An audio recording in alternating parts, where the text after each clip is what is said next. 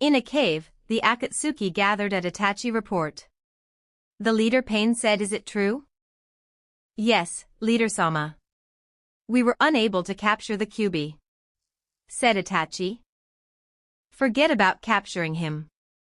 We were lucky to be able to come back alive," said Kisame. "The brat is that strong?" asked Deidara. "Trust me, Deidara. The God Slayer title fit him quite well. And the girls beside him aren't a pushover too," said Itachi. "You said it, Itachi," said Zetsu pop out of the ground. "You're back, Zetsu. How is the info?" asked Pain. "Quite troublesome. The Kyuubi and those girls met up with Orochimaru, and then that dark pink hair girl summoned out Yamato no Orochi to drove Orochimaru off," said Zetsu. "Wait. The Yamato no Orochi?" said Kisame. I widen. "Yeah, the very same. Orochimaru was hit by the Yamata poison quite hard as he was forced to retreat with his broken pride," said Zetsu. Oi, then isn't this bad? I mean, that aside, won't the Kyuubi would be a bad match to Leader? Since he's a God Slayer?" asked Kisame. Looks at Pain. "It matter not. We will continue with the plan to capture the other Jinchuriki first." "Dismiss," said Pain. At the Rain Country, Toby said, chuckling, "I guess you have finally found your match, huh, Pain?" "It matter not. Even if he's a God Slayer, he won't be able to defeat me," said Pain. "I hope so," said Toby as he disappears. Conan looks at Pain and said, "Are you okay?" "I'm okay. This is just a minor setback. That's all," said Pain. Back at Konoha as the team and Tsunade returned. The villagers look excited to see Princess Tsunade return while looking at Naruto with a fearful look. Naruto just sighed as he wants nothing more than leaving this place. They arrived at the Hokage office as Naruto said, "Mission accomplished, old man. Here's your successor." "Yes. I can see that, my boy," said Hiruzen with sadness as he knew this might be the last time he will see his surrogate grandson. "Now if you excuse me, I and the girls will go back to pack," said Naruto. "So, you really are leaving?" asked Tsunade. "I think you already know that," said Naruto, not looking bad. "Can I expect your visit sometime soon?" asked Tsunade. "Maybe. But don't bet on it," said Naruto as he and the girls leave. Tsunade just sighed at that. She then turns to Hiruzen then said, "Feeling regret, sensei?" "Yeah. I had hoped maybe seeing you will change his mind. But it seems that's just wishful thinking," said Hiruzen. "I heard the story already, sensei. I guess I need to put a tight leash on those council, right?" asked Tsunade. "Yes. Please do so, Tsunade," said Hiruzen. Naruto walks back to his house as he said, "So Yuri, when will our ride be here?" "We go back to pack, and our ride will be here immediately," said Yuri. But after they are at Naruto home, Anbu squat already there waiting for him. Naruto then said, "Can you move out of the way?" "Naruto Uzumaki. You will come with us to our leader," said an Anbu. "If I refuse?" asked Naruto uncaring. "Then we will take you by force," said the leader as they charge in. Well, they would if a loud shot didn't ring out as they were dropped down like flies. Naruto then hold to the still-breathing leader as he said, "Let's go and pack.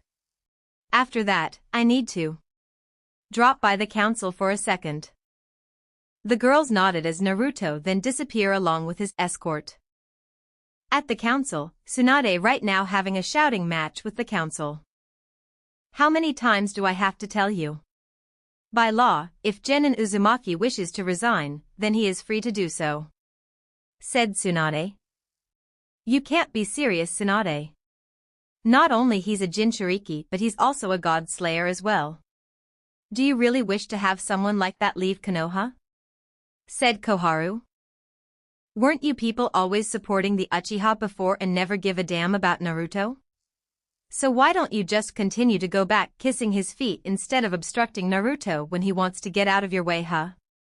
Said Tsunade. Tsunade, be reasonable.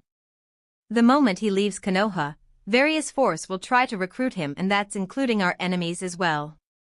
We have to keep him here. Said Hamura. And what? Did you really expect him to stay here obediently? Do you even know who you are all dealing with? This isn't the boy you always bullying anymore. This is a god slayer who could easily reduce this village to a wasteland if you all so much raises his ire. So get yourself out of that high horse because you are no longer have the power to demand anything from him anymore. Said Tsunade. But Slam. The door of the council room burst open as Naruto walking in and then throwing the body of the leader of the ANBU squat from before. Care to explain why do I have these idiots in front of my apartment and blocking my way? Asked Naruto pointing at the ANBU. Be quiet, brat. You can't walk in here without our permission. Guard. Bang. The fat civilian got bullet go through his forehead as he lied down to the table as blood seeping out of the hole. Now can anyone explain to me before I decided to pry open your head for an answer? And trust me, my method is quite messy. Said Naruto still holding his smoking gun. Guard. Seize him. Shout out another council member as ANBU surrounding him only for him to whisper panic voice as the ANBU suddenly clutching their head screaming. The ANBU then drop down lifeless as their scream getting smaller. Tsunade checks on them only to see their heart forcefully stopped. Like something spooked them to the point that forcing their heart to stop. Why you? UDE-bang. The councilman then suddenly dropped dead with a hole on his forehead as well.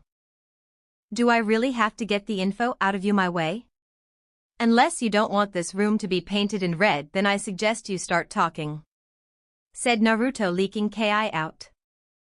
The whole room was silent as no one dares to raise their voice like the previous two. Until Tsunade said, Danzo. You dare. One look as Tsunade immediately recognized the ANBU body. The ANBU belonged to Root. An organization that should have been disbanded, but apparently, it didn't at all. I did what is necessary. Said Danzo. Necessary? More like killing us all is more like it. Said Tsunade marches to Danzo. Root. To me. Said Danzo, but he only received quietness. Yuri and Kanade. Seriously? These guys are the best of the best? Noda can even do better than them, and that's saying something. Said Yuri as she's sitting on a pile of ANBU bodies twirling her gun. They are weaker than I thought. Said Kanade as one foot put on the pile of the bodies as she looks at them. Back to the hall. What's wrong, Danzo? Can't contact with your little army? Asked Naruto mocking.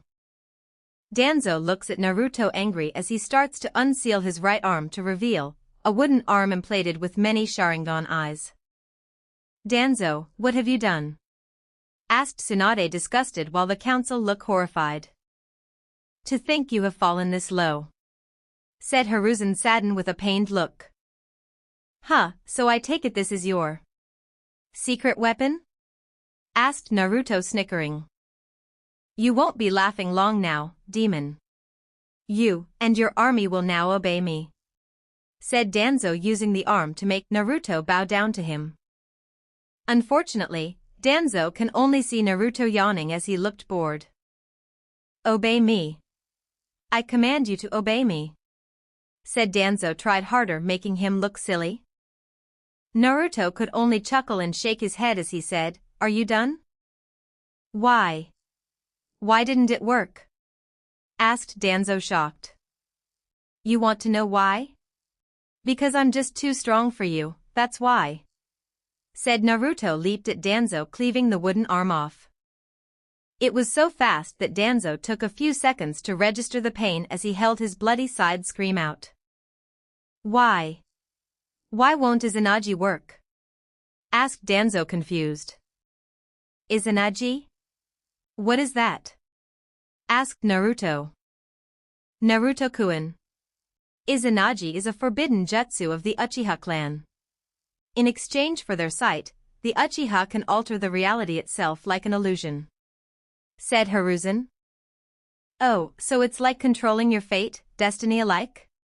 asked Naruto, surprised at that. Yeah," said Hiruzen, surprised at the fact Naruto accepted it so easily. "Sensei, I get that you're surprised. But remember that the one in front of us is someone who had slain God. To him, something like altering fate was like yesterday news for him," said Tsunade. "Ah yes. I'm starting to see that," said Hiruzen, sweat drops. "Actually, you said you can control fate with those monkey marbles? How about I show you how to control fate?" said Naruto, smirking as he tapping his gauntlet as emerge out was a golden clock with a woman sitting on top of it. "Ah. Master Naruto.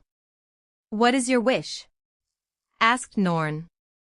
"Norn, end his life," said Naruto, points at Danzo. Norn looks at Danzo, then said, "Are you sure, my lord? Since he won't live through the next 2 years at most?"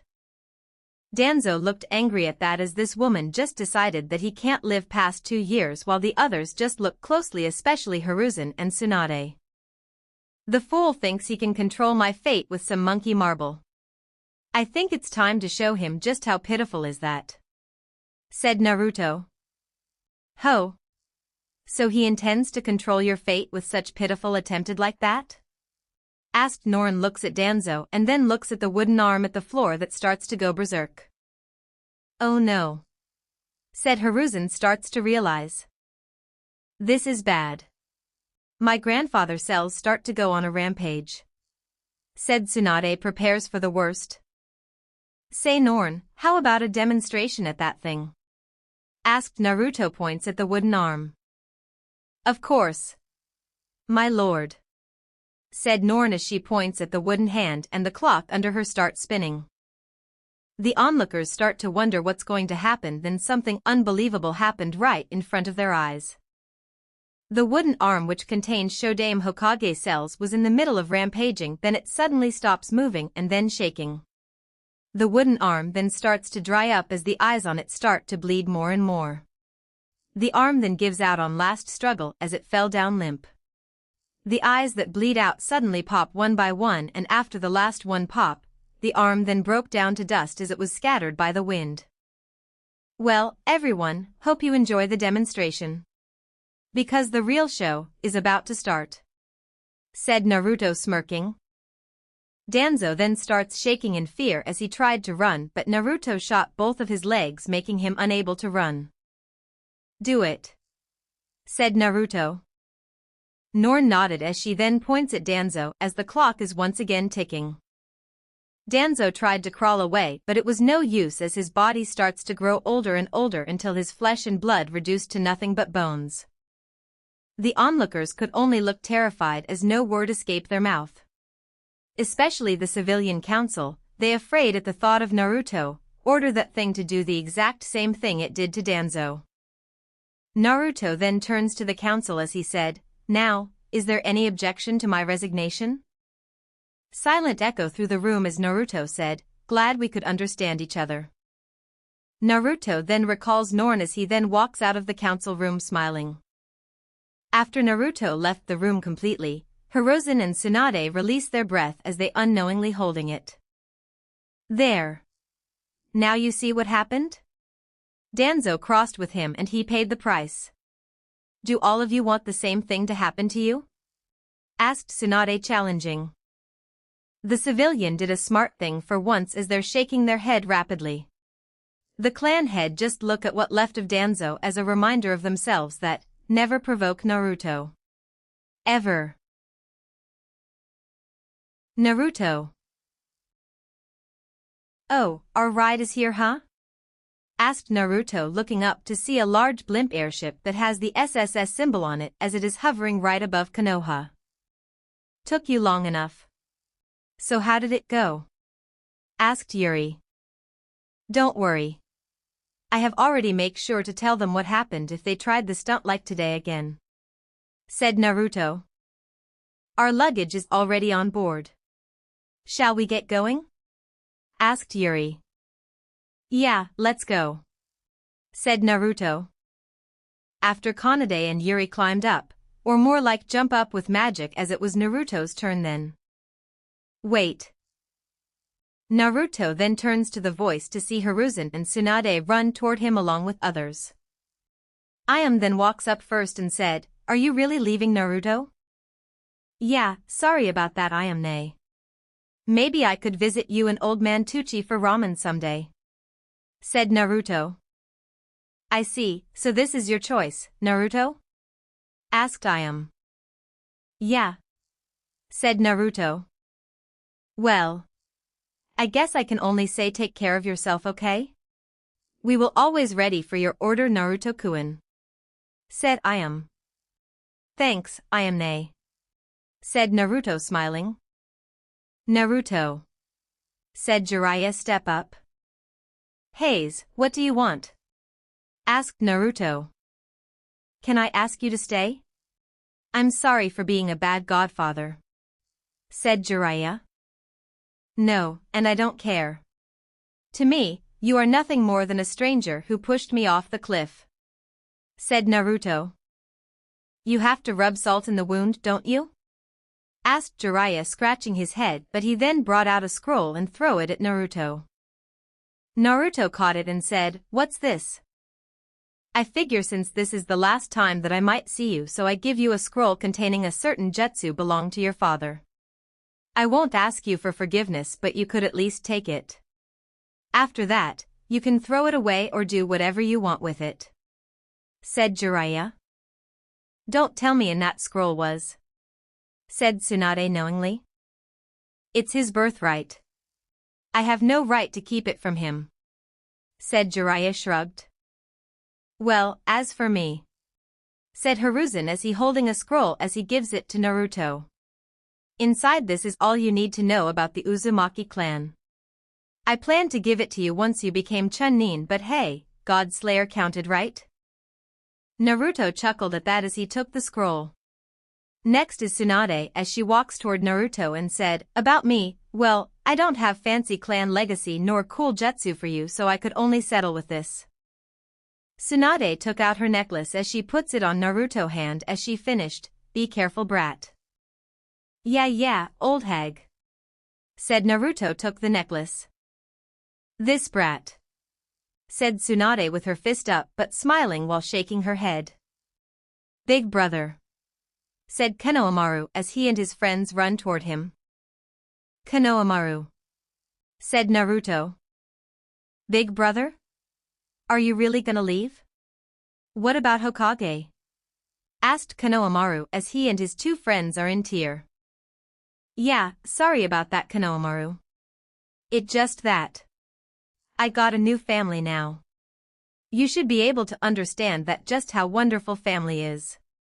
Said Naruto, smiling sadly. But if you are not here, then what are we going to do? Asked Konohamaru. What you always do. Train to become a good Hokage.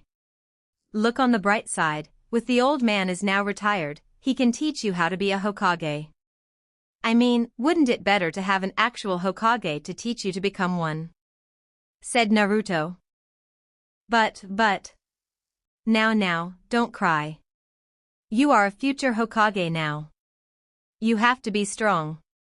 Said Naruto, cut Konohamaru off as he puts his old headband to Konohamaru.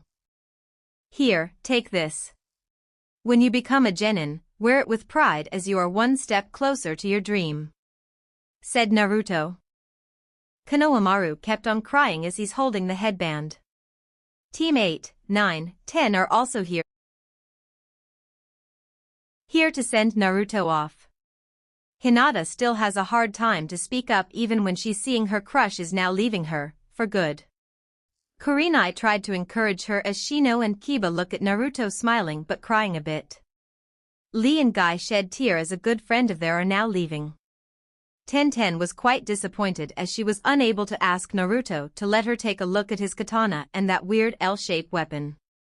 Neji just looks impassive but his face had a little bit of emotion in it. As for Team 10. Too bad that Billboard isn't here. She would have loved to see that the one that in her way with Sasuke-kun is no more. Said Ino. Ino, this was keep away from Team 7 is for a reason. Said Shikamaru. I know. Billboard had such a great person follow her like that and she just kept throwing him away. And now, even if she wants to, she won't be able to get him back anymore. Said Ino. She is like you, Ino. She thinks Sasuke is the best of the best. Said Chuji. Quiet you. Said Ino. Oi Naruto. What are you standing around there for? Let's go. Called out Yuri.